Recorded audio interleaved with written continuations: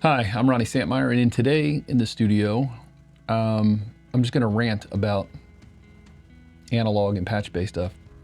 This is not going to be a very intuitive video as far as showing how to do something. It's more about, I found a problem in a mix I was doing, I guess a week and a half ago, that I'm trying to track down. Actually, the mix before that, I'm summing out of the box, and I'm adding pieces. I have stuff on my 2-bus. I have several different things on, like a bass and some drums. And once your Patchbay starts getting filled up, I mean, right now I got a couple cables in it, but once it gets really filled up, you come in the next day to fire something up and you notice something sounds weird, and you look over and you just have spaghetti. And it's really hard to narrow down what is interfering or intermitting, and your left and rights are tilted. That's the downside of not mixing in the box. You know, you get the recall and all that everyone always talks about in the box is great. There is that little percentage that I still like going outside of the box and feeling that weight of the transformers and everything, but it is frustrating. So the last mix, what I ended up doing was keeping my 2-bus. I'm running through, I stem out. Right now, this last song, I was just stemming out 8 channels on my Fulcrum. That goes into either my Stam audio, like Neve Pre's, or my Cappy VP28s. I generally use the Cappies. I come out of the Cappies, they go into an SSL Fusion, and then it's got a West Audio comp on their on the insert of the Fusion. That stuff kind of stays in real time. The mix where I had the spaghetti on the Patchbay, of course, you're patching different things all over the place, and you got things fully going all the time. I decided to kind of go back to what I switch it around once in a while, but the last mix I decided, let me go back to kind of staying in the box as far as individual processing, except for the 8 channels coming out to the Fulcrum, obviously, but there's nothing on those channels. Sometimes I might run through an EQ, but I just wanted to keep it real basic. I just was mixing this and doing some tests of new mixing methods and making it easy to recall. And what I decided to do was, if I couldn't get what I was wanting to get out of the plugins quickly, whether it was a bass, like this vocal that I had was recorded a little bit thin and kind of bright. I could have probably done everything in the box, but I decided real quick, let me run through my Audioscape 1176, you know, through an EQ, maybe through the LA2A, and then just print it back in. And I did that with a couple different pieces of gear on different things. A guitar that was a little harsh, the bass. So it's printed. I got the hardware. It's like I'm almost like reamping it or retracking it. I'm just finding that a better working method. So the 2-bus is still, you know, live, but other than that, I'm just reprinting everything in. Now, I did buy a West Audio NG leveler over here to do 16 channels of VCA automation. The idea in that was, when you're coming out of the box summing and you put a compressor after your converter, you can't really ride the faders in your DAW or you'll mess up your compression. So you go into that NG leveler and then you can ride the fades. And if you're not familiar with it, I'll call it up on the screen real quick. You guys may have seen it.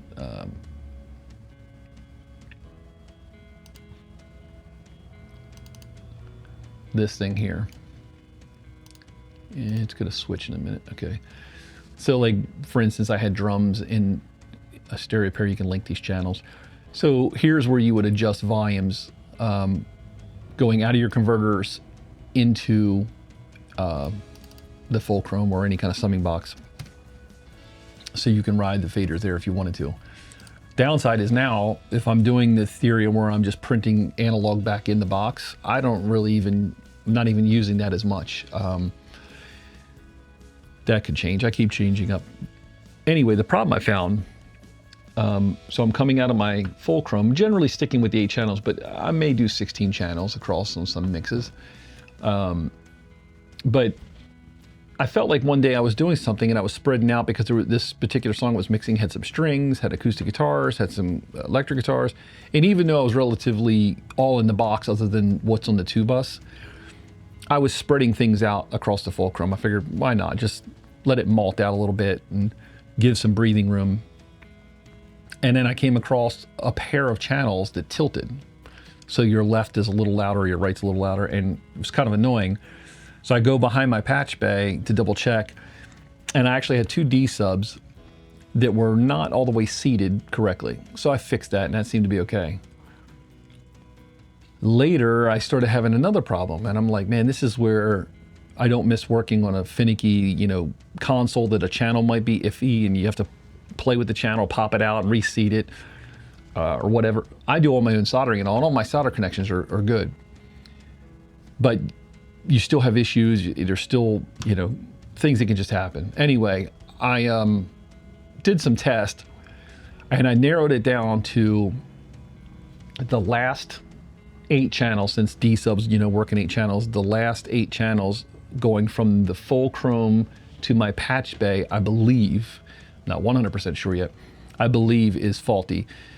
And I solder all my D subs except a few that I've done where, I can't even remember what it's called, where you're crimping the pins on it and then sliding them into the D sub instead of just the D sub with the little solder cups.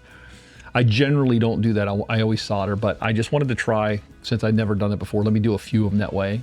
They all seem to be fine, but the one it is messing up happens to be one of those ones that's not the solder type. So maybe the crimping thing and putting the pin in is just not a good connection. But I'll show you real quick.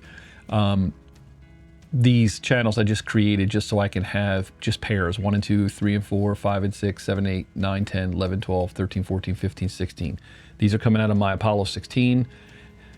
In the way the signal flows, it goes out of my patch bay, normal, half normal, down to the bottom row, which is the NG leveler, which is, this VCA fader thing.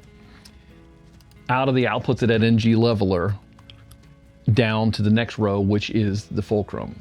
So if I want to pop any pieces of equipment like compressors in between that, it's creating, the in and the out, and that NG leveler in the middle gives me volume control if I need it. And it's still useful because it has a color to it. You can turn the harmonic distortion on it, and and it's still nice for taking 2 different things and balancing them if you want to malt things down to a mono source or something like that. So what I found out, if you check this out, and I'm using this is in bypass, just using it for the meter since the fulcrum has no meters on it. I could show it coming back in the box as well, but I just figure here I'll just bypass everything. So we're coming out, going into the mic pre's, out of the mic pre's, into the fusion. This just shows level. It may bounce hot at first, but then it'll settle.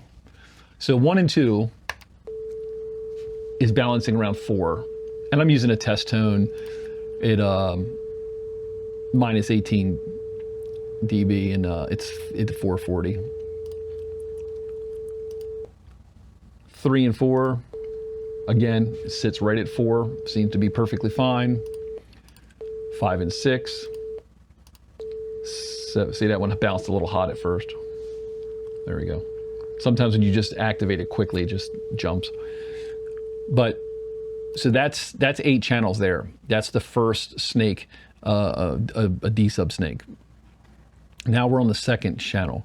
And this is where I couldn't determine whether it was the D sub to D sub cable going from the patch bay to or from the Apollo to the patch bay, or from the patch bay out to the NG leveler, then from the NG leveler back to the patch bay, or patch bay to the fulcrum. All those have to happen to create, like, the chain. I ended up having a D sub to D sub coupler, and I put it between 2 D subs so I can hook the 2 cables together to bypass the patch bay. And that's how I determined, okay, it's not my Redco patch bay that's faulty or anything. It's down to cables. Then it was which cable out of all of them is it? I can't randomly. And I built most of these, and the new one I just ordered because I've just been too busy and I don't feel it. And one thing I hate, I can solder a lot of things. I hate soldering D sub 25s. I'll do it. I've done a ton in the back of my bay. I just didn't feel like doing this one cable. So this way it's also done. It's already built. Hopefully it's good. So here we are at 9 and 10 now. Same thing, same exact level as the other channels, as it should be. 11 and 12, let it settle a minute. There we go. Now here's the problematic. 13 and 14. You see that? Not only is that not at 4, now it jumps to 4, but it's tilted.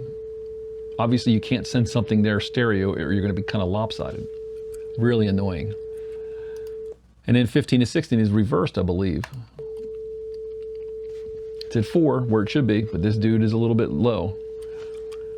That's the opposite of 13, 14. You know, I got inside the D sub and I messed around and I could not find the problem. So hopefully I can have an update to this video with a brand new snake in place and it doesn't do it anymore. But anyway, I just wanted to point out, and I do this often where I have a session open and I'll have channels like this created that are my outputs. So even though I might have, you know, could be 10, could be 100 tracks or something of audio tracks, everything goes down to a set of tracks of some sort. What if I got drum stereo, guitars stereo, acoustics, whatever I'm sending out to the fulcrum. So if I was only going to 8 channels, I'll have those, you know, amount of faders as my outputs.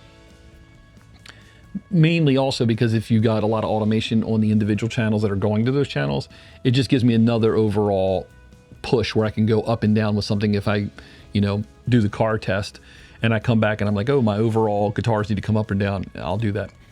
But on those channels, I always do a tone generator and leave it kind of there and just turn it off.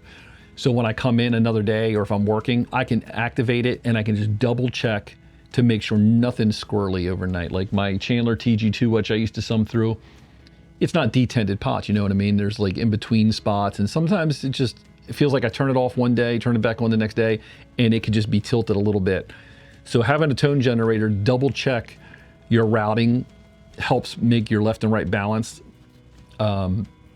You know, some consoles back in the day didn't have a separate left and right fader, so if you had something tilted, you'd had to use another device to kind of get your balance back. But I do that often just to double check stuff. Again, you guys in the box, you don't have to worry about this stupid crap. But that's annoying. And I got all like, I make sure I use all like Bagami cabling and, you know, everything's great. But this is the kind of stuff you put up with to do a little bit of analog. And I'm not even near, you know, the guys with the giant SSL and tape machines and more outboard gear. Everywhere there's analog, you always have a chance of corrosion on cables and things going bad. And then you gotta, you know, anyway. So that's my cable issues right now that I'm trying to fix before I can continue. I mean, I can still work because I'm really, like I said, only summing at 8 channels, but it annoys me to have those two things be off when you know, spend time fixing things and routing things and doing all this stuff, and then you find one little thing pop up like that and it just ruins your day because now I got to dig behind the rack. And it's one of those things where you start digging and I feel like, am I just going to like mess another cable up and something else behaves funny? Anyway, thanks for watching my rant on Patchbay analog crap. See you later.